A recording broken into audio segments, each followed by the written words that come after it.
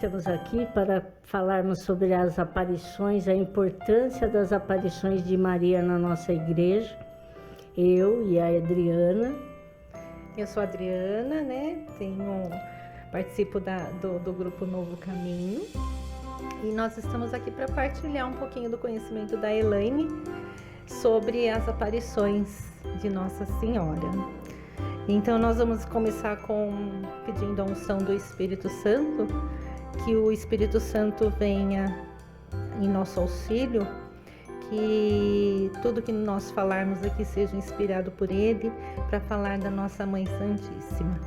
Vinde, Espírito Santo, vinde por meio da poderosa intercessão do Imaculado Coração de Maria, vossa amadíssima esposa. Em nome do Pai, do Filho e do Espírito Santo. Amém. E, Elaine, assim, antes da gente começar a falar realmente das aparições, né? Eu gostaria de saber um pouquinho sobre a igreja, né, primitiva. Qual o papel de Nossa Senhora na igreja primitiva? Assim, vamos lá do comecinho, né, lá dos anos primeiros, né, para saber, assim, qual o papel de Nossa Senhora na igreja primitiva. Então, é muito lindo ver a história da nossa igreja. Então, a gente começa a ler e começa a se encantar. No princípio da igreja, depois que Jesus ressuscitou e se ascendeu ao céu, a igreja começou a existir. Havia duas autoridades, a autoridade de Pedro, como primeiro Papa, como autoridade suprema da igreja, e também a autoridade de Maria. A autoridade de Pedro nós conhecemos como o princípio petrino.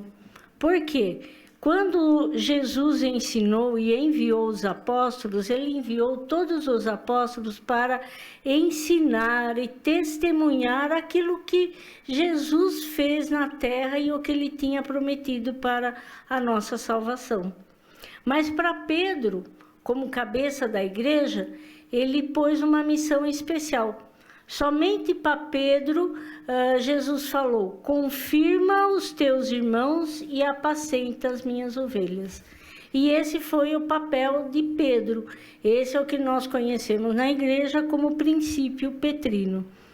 Só que durante os anos a gente vê, o próprio Papa Francisco, ele fala assim: como uma sociedade sem o papel da mãe é uma sociedade fria, é uma sociedade sem coração. E a igreja, desde o começo, ela contou com essa autoridade de mãe. Como que Maria agia? Maria era submissa àqueles escolhidos por seu filho Jesus, nós vamos ver mais tarde, mas ela aconselhava, ela orava, ela caminhava com eles, ela participava da Santa Liturgia.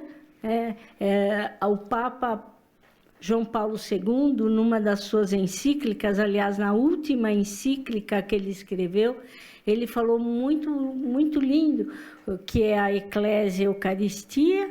Ele fala: qual devia ser o sentimento de Maria ao receber Jesus nas espécies sacramentais? Ele falava assim: ela devia reviver o mesmo momento da Anunciação, quando ela tinha o seu filho no ventre e batia num só coração. Então, ela amava participar da Sagrada Eucaristia que os apóstolos João, Pedro, Tiago e os outros celebravam. E ela vinha no momento de, vamos dizer, de desânimo, encorajar, nos momentos de tristeza, consolar e ensinar também no seu papel de mãe. Isso nós chamamos de princípio mariano. A gente entende assim que Maria gerou, né, Jesus Cristo no seu ventre, quanto homem, né, quanto o seu filho realmente de carne. E nesse momento assim você está colocando que Maria gerou a igreja, também como Cristo, né? gerou a nossa igreja desde o princípio com os apóstolos, participantes junto, né? O papel dela no começo, No né? começo e até hoje, Até Adriana, hoje. porque as aparições dela, nós vamos ver, né?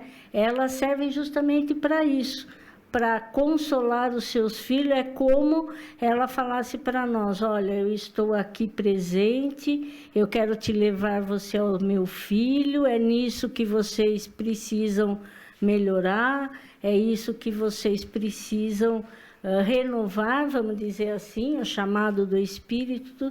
E esse é o papel de Maria nas aparições: vir para indicar o caminho, para testemunhar e para falar: eu estou com vocês. Vamos ver mais tarde, mas em Guadalupe eu acho muito lindo quando ela fala assim: eu não estou aqui, eu que sou a tua mãe. E em todas as aparições é como Maria falasse: olha, vocês estão sofrendo, vocês estão tristes, mas eu estou aqui, que sou a tua mãe. Que é o principal, né? Ela abraça, né? Aquela mãe que vem abraçar, né? Vem ao encontro do filho que precisa, né? Da igreja e de cada um de nós também, né? E é o papel que ela recebe na cruz, né? Vários teólogos afirmam, né, que Maria não sentiu dores ao gerar Jesus. Nós sabemos que o seu parto foi totalmente sem dor, né? Então, não sofreu ao gerar Jesus, mas ela sofreu ao gerar cada um de nós na cruz. É porque ela gerou a igreja no seu coração. É muito bonito. Essa mãe que vem ao nosso encontro, que abraça, né? Que acolhe, né? Ela realmente assumiu naquele momento na cruz que Jesus dá assim, né? Olha aí o seu filho, né? Dá João para cada um. Ela acolhe cada um de nós e a gente sente essa acolhida, né? Mesmo no silêncio, mesmo nessa mãe que cuidadosamente fica assim ao lado, né, de Jesus, mas ela acolhe, né, aquela coração que vem assim acalentar a cada um de nós. E é muito lindo, a gente vai ver mais para frente, que ela, um dos títulos de Maria, rezamos isso até na ladainha, um dos títulos de Maria é Rainha dos Apóstolos, mas ela era totalmente submissa à autoridade de Pedro, à autoridade de João, e ela se colocava como participante naquilo que os apóstolos estavam ensinando do seu próprio filho. Ela nunca, né, tomou a frente, nunca quis o lugar dos apóstolos. Né? Sempre caminhou junto na obediência. Essa é a verdadeira mulher do Evangelho. Né? Esse é o papel da mulher na história da salvação. Maria vem nos ensinar isso. Né? Ela, como mãe do Salvador, como rainha dos apóstolos, ela se coloca na humildade, na oração e naquilo que precisar, ela estava lá. Né? Mas é muito lindo. Bom, eu sou apaixonada por Nossa Senhora, então... Eu não me canso de ouvir de falar de Nossa Senhora, da nossa Mãe Santíssima, então é muito gostoso ouvir. Mas, Elaine, a gente seguindo um pouquinho para a gente entrar mesmo nas aparições, né, que hoje a gente vai falar só uma delas, né, mas quais são os tipos de revelações? Só para a gente ter, assim, um sentido e entender um pouquinho do que é uma revelação. Na igreja é colocado o seguinte: nós temos dois tipos de revelação. A revelação pública, que é a Bíblia, que são o Antigo e o Novo Testamento. A revelação pública, ela termina com a morte do último apóstolo, que foi São João. Para mais ou menos no ano 90. No Apocalipse. Depois que ele escreveu o Apocalipse na ilha de Patmos, né? Então, a revelação pública, ela termina com a morte do último apóstolo. A revelação pública, nós católicos, né, somos, não sei se é a palavra certa, mas somos obrigados a crer, porque é a revelação do próprio Deus. E se nós não cremos, que são os itens do credo, né? Os 12 itens, as 12 propostas que nós rezamos toda a missa no credo. Essa é a revelação pública. Mas nós também temos a revelação privada. A revelação pública, toda ela é centralizada no Cristo, porque nós sabemos que o Antigo Testamento, ele anuncia o Novo Testamento, e o Novo Testamento é o cumprimento do Antigo Testamento. Então, ela é totalmente voltada para Cristo. Nós chamamos de cristológico. Agora, existem também as revelações privadas. Como são essas revelações privadas? As revelações privadas, elas são para alguns santos, né? Os santos místicos, muitos tiveram a visão de Jesus, de Maria, e também aqueles que nós chamamos de vidente, quando Maria quer nos alertar que algo não está, vamos dizer, não está no trilho, não estamos caminhando para aquilo que a revelação pública está nos chamando. Essa revelação privada, ela é totalmente, vamos dizer, guiada pelo Espírito Santo. Então, nós chamamos de revelação pneumática, né? De pneuma, que é espírito. E aí, essas revelações privadas, a igreja não nos põe como devemos crer. Nós cremos ou não. Então, assim, quando que a gente vê um bom católico, um padre, não acreditar nas revelações, isso de forma alguma é pecado. Mas, assim, eu acho que seria pelo menos uma falta de educação. Maria desce do céu, vem nos educar, vem nos ensinar, vem nos conduzir e nós não prestamos atenção, né? Numa peregrinação, o guia ele falava assim, nos lugares de aparição de Nossa Senhora, eu achava muito lindo que ele falava assim: aqui o céu tocou a terra. Então, não é algo obrigatório, você acredita ou não se quiser, mas é algo que a nossa mãe, ela se digna a vir nos ensinar, a vir nos educar, a vir nos caminhar conosco, mostrar, e nós não vamos vir as costas. Então, assim, isso é uma opinião minha, né? Eu tenho de grande apreço as aparições de Maria, e todas as aparições nos indicam o céu. É Maria, é o céu tocando a terra, como o guia falava, é o céu tocando a terra que nos indica o caminho do céu. E essas aparições também privadas, né? Ela sempre está de acordo com as revelações públicas. Geralmente as aceitas pela igreja, porque a igreja também é bem cautelosa, né, para reconhecer uma revelação privada. Né? Existe um livro de teologia moral do século XX, baseado nesse livro, que é o Tanqueray. Baseado nesse livro, eles colocam alguns critérios para se aceitar a revelação privada. Então, qualquer revelação que esteja de acordo com qualquer dogma da igreja, com qualquer revelação pública que Jesus ensinou, ou queira mudar algo dentro da própria igreja, já é por si só descartada. Outro critério que eles levam é a pessoa. Eles levam a pessoa. A pessoa, ela é sincera, a pessoa, ela, depois dessa revelação, ela cresceu na fé, ela cresceu no caminhar da igreja, ela é obediente à igreja.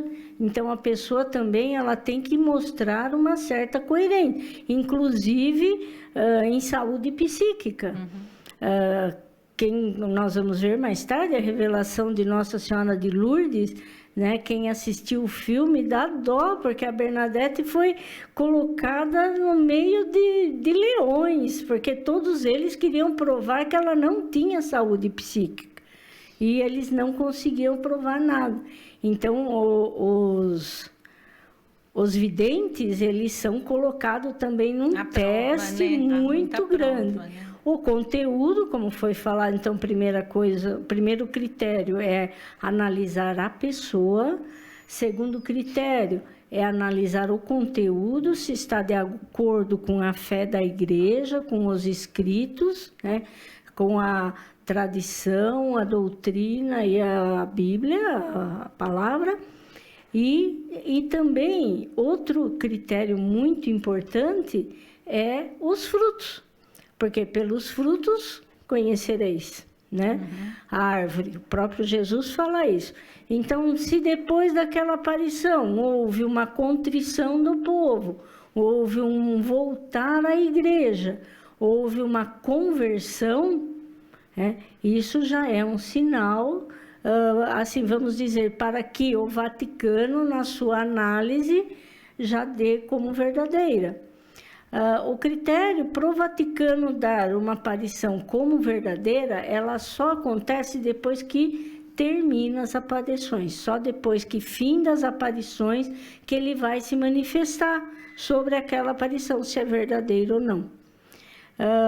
Mas, que nem nós temos o exemplo de Medjugorje. Medjugorje ainda hoje, Maria, por locução interior, ainda fala com a Mirjana, fala com o Ivan, então elas ainda não terminaram, mas o próprio Papa já decretou Medjugorje um centro de peregrinação. Por quê? Porque fala que lá se respira o Evangelho, né? Lá se respira um ar espiritual, né? Lá quem vai lá sente a paz no ar, né? Não só a paz, como eu já ouvi vários relatos, né? Que quem vai lá fala que assim, você parece que está vivendo um pouco do céu. Porque estavam falando que é assim. Por exemplo, lá não tem aquela loucura que nós conhecemos aqui, como trabalhar, tem que trabalhar. Não, lá parece-me que eles fecham os comércios, eles acordam, vão na missa, vão trabalhar. Fecham o comércio, parece-me que à tarde, umas 4, 5 horas, e vão para a igreja. 1h da tarde. 1h da tarde eles fecham e vão para a igreja. E lá eles rezam o terço, na sexta eles fazem penitência. Então lá fala que se respira o céu mesmo. E vários testemunhos que a gente vê que as pessoas chegaram lá e sentiram-se totalmente convertidos. Foram lá para fazer o teste, foram lá para falar que aquilo não era verdadeiro e se converteram. E a produtividade, mesmo trabalhando-se menos, não caiu. Não caiu. Não caiu. É um outro milagre, né? Porque trabalha-se menos, mas a produtividade se mantém, né? Então, é muito interessante. Tem um testemunho, não sei se você conhece, Adriano, mas o nosso bispo, Dom Roberto, foi até lá. E ele teve a graça de entrar na capela das aparições. Foi logo no começo, né? E não sei se ele era o único bispo, mas as videntes fizeram uma revelação. Aqui na sala tem um bispo e ao chegar na sua paróquia, ele vai chegar com a notícia que um padre faleceu, que um padre da diocese faleceu. E naquela época, não sei se você lembra, mas o Monsenhor Risse já estava com bastante idade, já estava bem velhinho, né? Então, o Dom Roberto contava que ele falava assim, certamente o Monsenhor Arthur Risse, que foi até por muitos anos pároco da catedral. Então, ele falava assim, eu tenho certeza que quando chegar lá, o Monsenhor está falecido. E para surpresa dele, que ele contava para a gente, quando ele chegou aqui, ele recebe a notícia que o Monsenhor Hamilton tinha falecido. Então, ele contava que até ele já tinha rezado para a alma do padre, que ele nem sabia quem era, né? E é uma revelação direta para a nossa diocese, né? Que elas fizeram a revelação que ao chegar aqui, um sacerdote teria falecido e ele chega com a notícia que o Monsenhor Hamilton havia falecido. E muitos sinais, né? Muitas conversões, muitas... Então, Medjugorje hoje é considerado um centro de peregrinação mariana. E por que a igreja ainda não se pronuncia? Porque ainda está correndo. Enquanto correrem, a igreja não se pronuncia. Entendi. A igreja é bem cautelosa, né? Para não cometer erros. Então, ela demora, né, na sua avaliação, mas para quando der uma certeza, tiver uma posição final, é certeira, né? Então, existem até várias aparições que a igreja não se pronunciou, mas já se declarou como verdadeira. Por quê? Porque os próprios videntes foram passados, vamos dizer, por análise e foram declarados santos. É o caso de Nossa Senhora do Carmo a São Simão Stock. A igreja nunca se pronunciou, mas São Simão Stock, se ele é um santo, chegaram à conclusão do que ele falava era verdade. Então, a própria aparição é dita como verdadeira, embora a igreja não tenha se pronunciado. Entendi. E então, aí a gente pode começar a falar um pouquinho, né, dando essa explicação, essa explanada aí do papel de Nossa Senhora na igreja, desde do comecinho, desde de quando ela era ainda participativa, estava aqui na Terra junto com os apóstolos. Então, essa participação dela ser obediente aos apóstolos, né? Você outro dia me falou que ela beijava a mão de São João, né? Isso nós vamos ver na primeira aparição. Na primeira aparição. Então, ela era uma mãe que os apóstolos respeitavam, mas também ela respeitava os apóstolos, a hierarquia da igreja, que é o princípio petrino, né? O sacerdócio, né? Respeitava a autoridade da igreja. Então, Nossa Senhora, sendo mãe de Cristo, respeitava a autoridade da igreja, o sacerdócio da igreja. Então, é muito bonito. Então, isso é uma lição para nós. Porque muitas vezes a gente não tem o respeito que a gente deveria ter com o nosso sacerdote. Não tem o respeito porque acha que ele é um homem como nós, que mas com o sacerdócio é uma autoridade. E nós também temos que ter esse respeito, né, com essa autoridade. Sabe, é muito bonito, existe isso recente. Acredito que, não sei exatamente, mas acredito que na década de 70, começa, Nossa Senhora, ela começa a dar locuções interiores a um padre italiano que chama Stefano Gobbi. E o Stefano Gobbi começa a escrever aquilo que Nossa Senhora falava. E Nossa Senhora chama, eu sempre penso isso, sabe? Nossa Senhora chama os sacerdotes de filhos prediletos. Inclusive, né, aí foi se criado o movimento sacerdotal mariano, e cada encontro que teve era os sacerdotes consagrados a Maria, e nesses cenáculos que ele ensina a fazer, ela dava as orientações. E, sabe, eu penso muito nisso. Os sacerdotes, nós, assim, não precisamos ter simpatias por todos os sacerdotes. Acredito que tem sacerdotes que não são tão, vamos dizer, tão achegados a nós. Mas eu acredito que nós temos que tomar assim, bastante cuidado. Por quê? Porque os sacerdotes são os filhos prediletos de Maria. Quando eu até penso vou pensar algo errado do sacerdote, mas eu estou pensando a respeito de uma pessoa querida, de um filho predileto de Maria. Eu não vou só atingir o sacerdote, eu vou atingir a minha mãe também. Então, nesse sentido, nós, né, como católicos, carismáticos, que sempre fiel à igreja, participantes de grupo de oração, nós tivemos um sacerdote errar, vamos orar por ele, que é o nosso ministério. Nossa função. Né? Ele está errando, ele está falando, viu? Não vamos espalhar, não vamos denegrir a imagem de um sacerdote, porque nós estamos indo com a própria Mãe de Deus. E nós vamos ver nessa primeira aparição, eu vou contar um pouquinho a história, né? Podemos entrar na... Podemos entrar, sim. Então, é a primeira aparição de Nossa Senhora, A primeira aparição, né, de Nossa Senhora, que eles falam até que não é uma aparição. Por quê? Porque Nossa Senhora ainda estava viva. Nossa Senhora estava morando com São João na Terra Santa. Isso aconteceu no ano 40 depois de Cristo.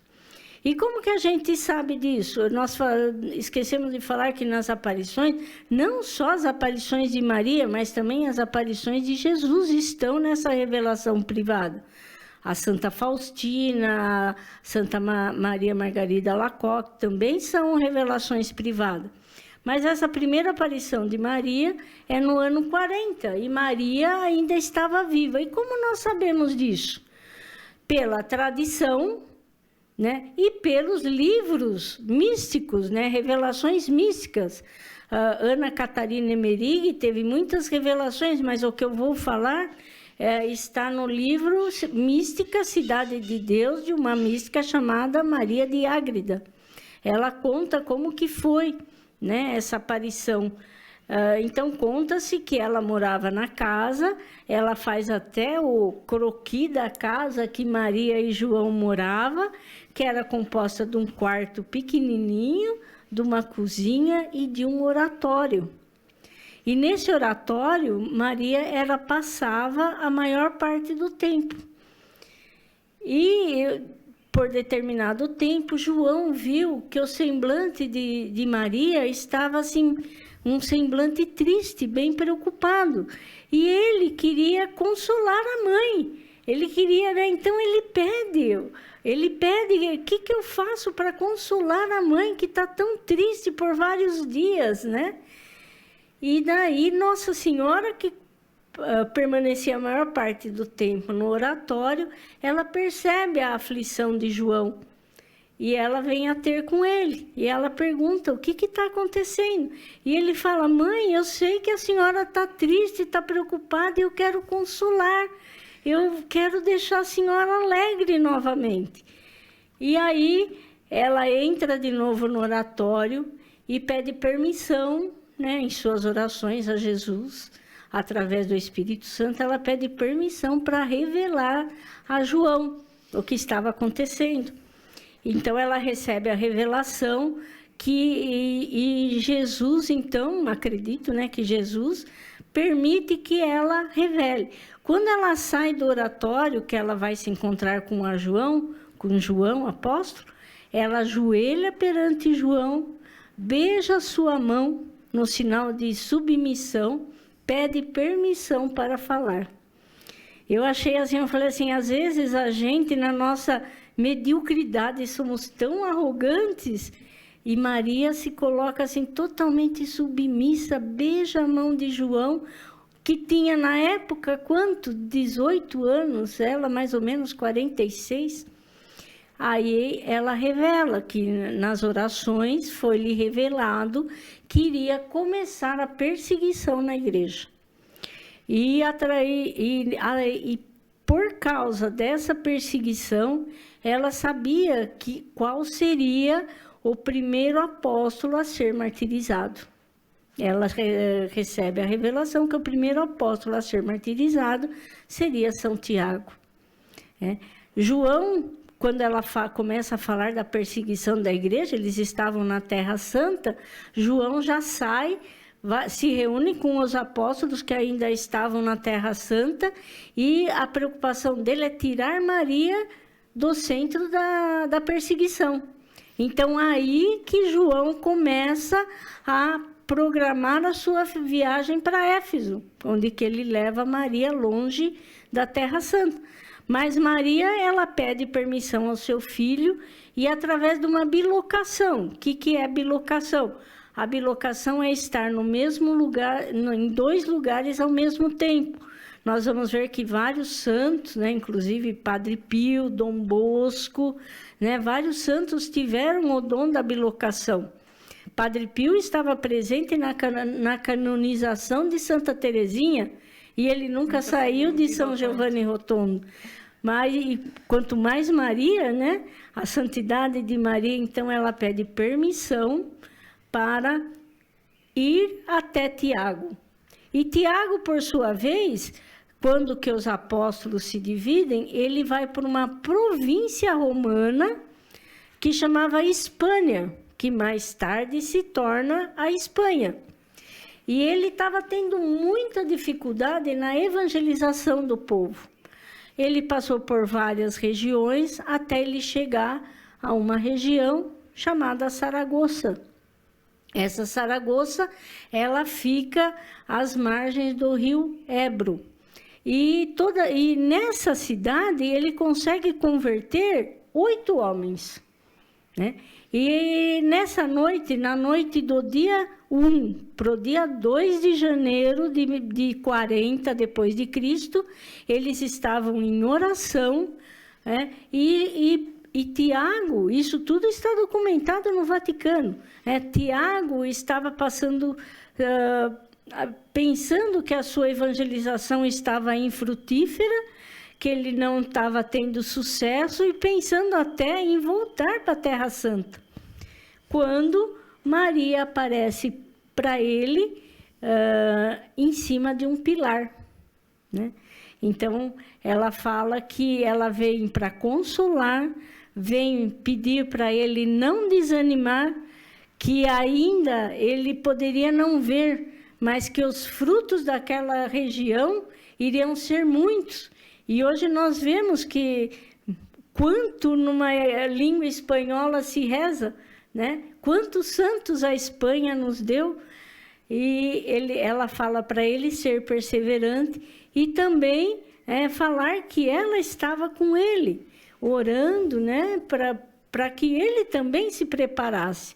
Ela aparece em cima de um pilar que falam que foi os anjos que trouxeram esse pilar, um pilar de jaspe, e ela fala que queria que construísse uma igreja naquele local, né? E daí depois que e ela aparece com milhares de anjos. Milhares de anjos. Depois que aquela visão desaparece, então Tiago e os 8 homens convertidos, ele começa a construção de uma capela.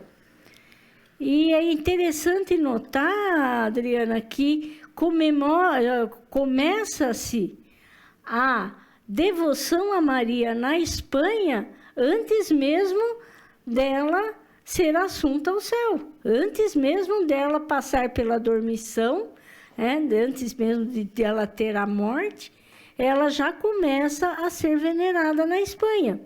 Isso no ano 40. E, por consequência dessa capela, também tem uma imagem pequena. Eu procurei ver a imagem, ela não é muito visível, mas ela é bem pequena. E falam que essa imagem foi trazida também pelos anjos. E hoje, somente os padres guardiões que podem tocar na imagem. E as crianças recém-nascidas. Ninguém tem a permissão de tocar nessa imagem. Somente os padres que guardam o santuário hoje, né? E as crianças recém-nascidas. Interessante, né? As crianças, por causa da pureza, né? Talvez. Acredito que sim, né? Porque as crianças recém-nascidas, né? E através disso, né? Não apenas uma capela, mas depois dessa, várias capelas foram construídas na Espanha, né? Mais tarde a Espanha, em veneração a Maria. Depois dessa aparição a São Tiago, né? 4 anos depois, em 44, Tiago volta para a Terra Santa, onde ele é decapitado, né? Os discípulos da Espanha vão até lá, reclamam o corpo e trazem o corpo dele e constroem uma igreja, onde hoje também é um dos maiores centros de peregrinação, que é Santiago de Compostela, né? E, não sei se ainda existe, né? Mas os restos mortais de Tiago estão lá, debaixo do altar-mor. E o pilar, né? Esse pilar, o nome, né, dessa aparição é Nossa Senhora do Pilar. E esse pilar ainda existe, né? Então, Aí, depois de 2000 anos, né? Hoje nós estamos no 2023. Apareceu essa aparição foi no ano 40, então há quase 2000 anos, né? Ainda existe. E foi profetizado, né, que nada iria derrubar aquela igreja. É muito interessante, porque quando Nossa Senhora aparece a Santiago, porque eu acredito que isso acontece com nós humanos. Você tem uma experiência mística, daí você fala, será que é coisa da minha cabeça? Então, Nossa Senhora, quando ela aparece para Tiago Maior, o irmão de João, ela fala assim, olha, esse pilar vai ser a mostra que eu estive aqui. E esse pilar é onde está o altar, hoje um santuário. Ela é a padroeira da Espanha. E ela faz a promessa que aquele pilar iria ficar lá até o fim do mundo, como sinal da presença dela, do consolo dela, e todos aqueles que orassem, todos aqueles que pedissem para ela, seriam atendidos. E é interessante porque a gente vê que desde o ano 40 até hoje, quantas guerras, houve invasão dos mouros, houve a profanação das igrejas na Europa, e houve a sangrenta Guerra Civil Espanhola. E conta-se, né, que na Guerra Civil Espanhola foi-se jogado 3 bombas dentro do santuário. E interessante que nenhuma das bombas explodiu. Nenhuma das bombas explodiu, duas caíram, atravessaram o telhado e caíram perto do pilar, e a outra caiu na calçada do santuário. Mas nenhuma das 3 bombas explodiram, e tanto o pilar como o santuário não foi danificado. É muito lindo, né? Porque, sabe, uma coisa assim que eu aprendi há pouco tempo, que numa das aparições que a gente conhece, Nossa Senhora das Lágrimas, que nós vamos ver futuramente, foi perguntado por um estudioso se Nossa Senhora entregou o terço para ela, porque ela ensinou a rezar, mas falou assim, Nossa Senhora entregou o terço físico, objeto, para a irmã Amália? Aí ele me falou uma coisa que eu falei, nossa, eu nunca tinha pensado nisso. Ele falou assim, olha, nós acreditamos que não. Porque o terço da irmã Amália é de plástico e ele está descascando, ele é de metal e o metal está enferrujando. E tudo aquilo que Nossa Senhora toca é eterno, ela fica eterno. Aí ele cita o manto de Guadalupe. Por que o manto de Juan Diego não se decompôs, que a vida útil de uma tilma é 40 anos? Porque Nossa Senhora tocou o manto. Ele se tornou eterno. A Santa Catarina Labouré, que foi a vidente de Nossa Senhora das Graças na capela, quando ela chega, ela se ajoelha perante Nossa Senhora, depois nós vamos ver, mas Nossa Senhora toca nas mãos de Catarina. Santa Catarina, ela morreu com 73 anos. O corpo dela, o rosto, é tudo enrugado, mas a mão, ela é a mão de uma jovem, que quando Maria apareceu para ela. Então, tudo aquilo que o céu toca, torna-se eterno. Né? E isso para nós é uma alegria. Né? Hoje eu estava comentando, é mais difícil não crer do que crer, porque os sinais são inúmeros. Como, né, não ver essa solicitude da nossa mãe, esses sinais que ela deixa para nós, para que a gente fale, olha, não estou eu aqui que sou tua mãe? E é interessante que você falando da mão que se manteve, né, da jovem, mas as aparições, assim, todos os videntes, quando falam de Maria, falam que ela é linda, que é uma beleza que nunca se viu, porque realmente é uma beleza de alguém santo, de alguém puro, de alguém criado com todo o amor de Deus, né? Que manteve-se na pureza, na presença de Deus e se manteve, porque ela ainda é uma jovem, né? Mesmo depois, né, dos anos, ela ainda era uma jovem. Essa foi uma das perguntas no começo da minha conversão que eu fazia. Mas Nossa Senhora, ela faleceu com quase 70 anos, parece-me que 72 por aí. Né? Existem a corrente na igreja que fala que Nossa Senhora não morreu, mas dormiu.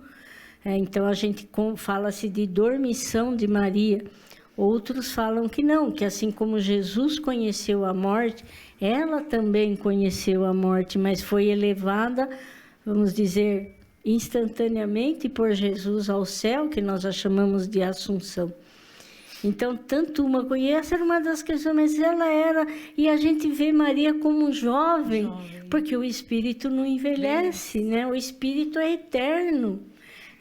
E nós comemoramos domingo, né, o dia de São José. E existe um livro que ele fala 3 meses com São José. Vocês me perdoem, mas não vou saber falar o escritor agora. E nesses 30 dias, 3 meses com São José, a gente pensa que vai terminar a meditação com a morte de São José. Mas é muito lindo que a última meditação é Jesus descendo a mansão dos mortos, e falando: Pai, acorda, né? Vem gozar comigo das alegrias do céu. E quando Jesus, né, se encontra com José, ele fala assim: olha, a sua esposa, a minha mãe, não irá conosco agora, porque ela ainda tem uma missão, mas logo ela vai se encontrar conosco no céu. Né? E a gente vê que esse cuidado, sabe, às vezes a gente fala, a gente tende a banalizar as coisas espirituais, porque é tão simples que a gente não consegue entrar na simplicidade de Deus. E Maria é isso. Ela é tão mãe, ela é tão simples, ela é tão cuidadora, evangelizadora, educadora, que a gente não consegue entrar na simplicidade de Maria. Para entrarmos, né, nos conselhos de Maria, para entrarmos naquela delicadeza de mãe para conosco, nós também temos que aprender a ser simples, humildes e conhecer as aparições nesse sentido. Não preocupados, o que vai acontecer, o que eu tenho que fazer, não. O que Maria quer? A nossa conversão, a conversão da igreja, que nós chegamos todos juntos na morada eterna, que é o nosso lugar. E assim, né, você está falando, eu estou imaginando assim, Nossa Senhora.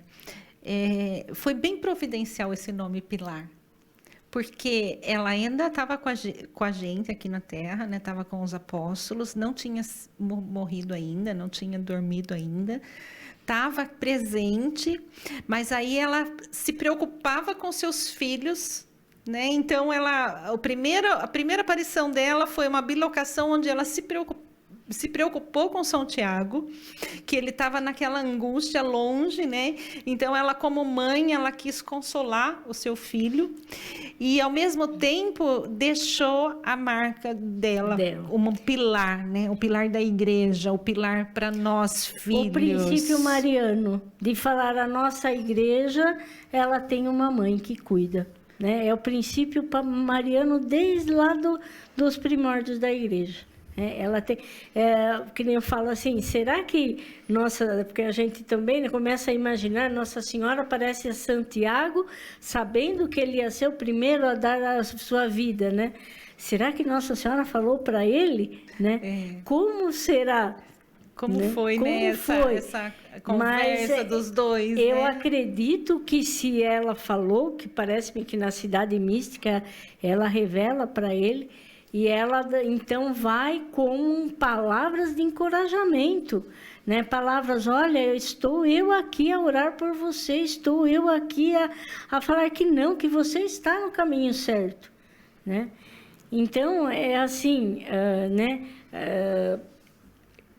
É como o próprio Papa Francisco falou, é uma sociedade sem mãe, é uma sociedade sem coração.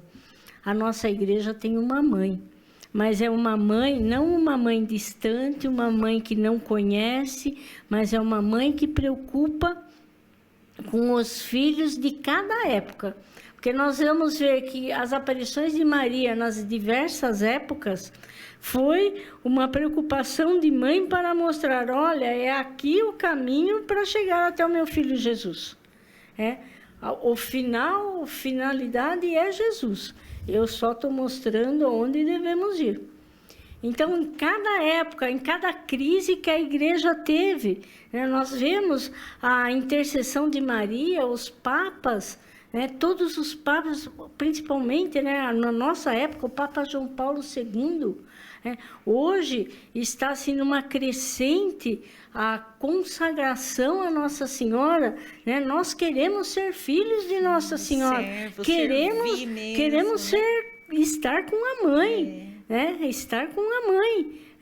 E no livro de São Luís Grigion de Montfort, ele fala, existem aquele exército de Maria e o exército que ele fala que é de Caim, de Esaú, que são os repróbados, né?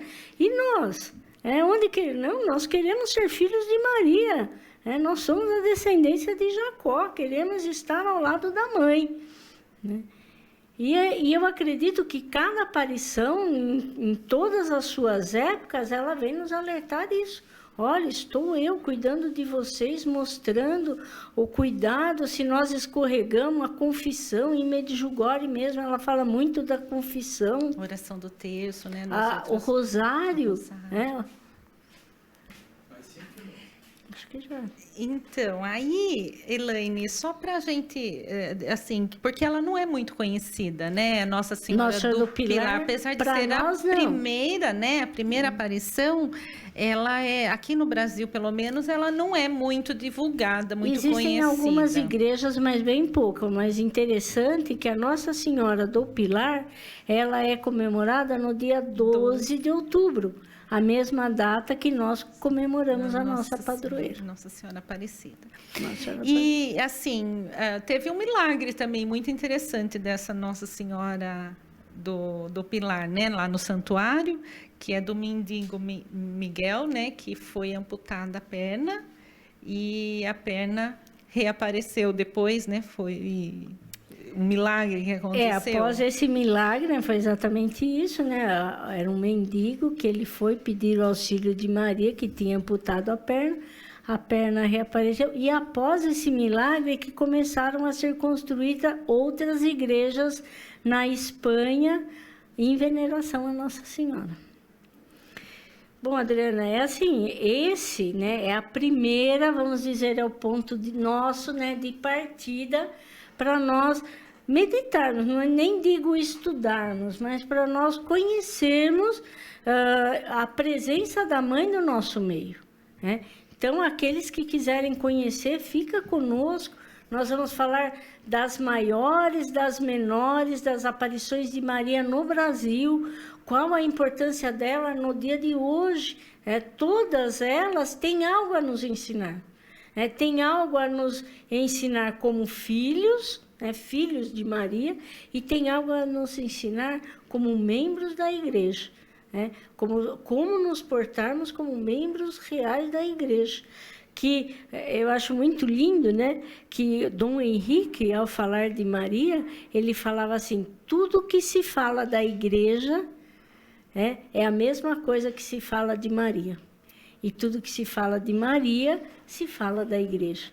Então, a igreja e Maria estão intimamente ligadas. E que para nós, né, que estamos militando, que estamos nessa igreja militante, que nós, né, para que o nosso caminhar seja mais suave, aprendamos com a mãe.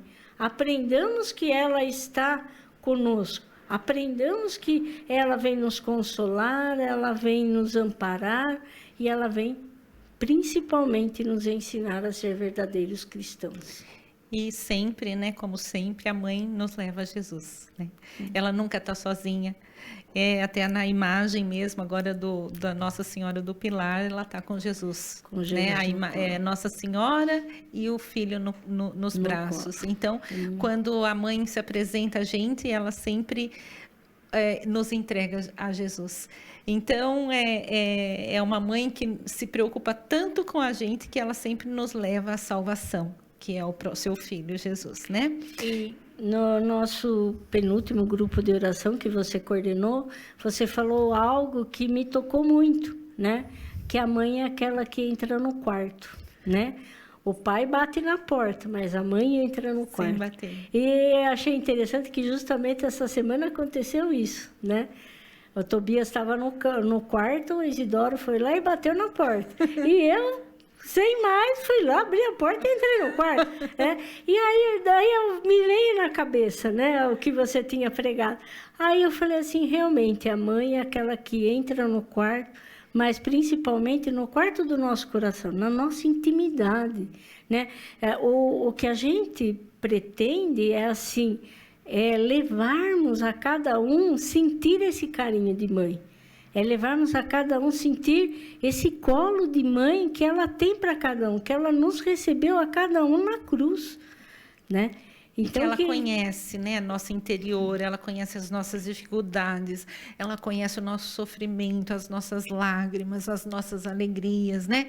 Então, que a gente tenha essa intimidade com Nossa Senhora, que a gente tenha, assim, esse amor por ela que consola nos momentos tristes, consola nos momentos, dá mais alegria nos momentos felizes, né? Eu gosto muito daquele, passa na frente, Nossa Senhora, passa na frente, porque se ela for à frente, vai estar tudo bem, vai estar tudo preparado.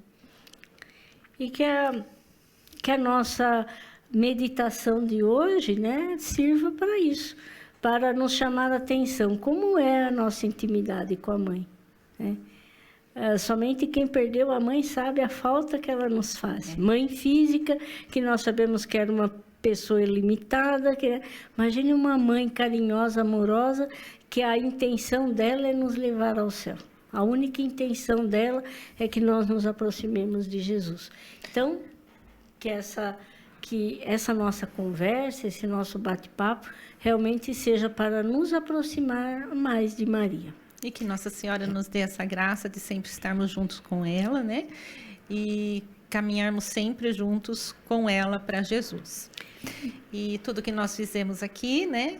Vamos rezar uma Ave Maria? Vamos. Né? E que essa Ave Maria seja, assim, a primeira de muitas, né? Porque nós ouvimos muitas vezes que cada Ave Maria que a gente reza, a gente espanta o inimigo de Deus de perto de nós. Então, que cada Ave Maria a gente tenha isso. Nós chamamos a mãe para perto de nós e expulsamos o inimigo para longe de nós. Ave Maria, cheia de graça, o Senhor é convosco. Bendita sois vós entre as mulheres, e bendito é o fruto do vosso ventre, Jesus. Santa Maria, Mãe de Deus, rogai por nós, pecadores, agora e na hora de nossa morte. Amém. E tudo que nós fizemos foi para a honra e glória do Senhor, né? E em nome do Pai, do Filho e do Espírito Santo.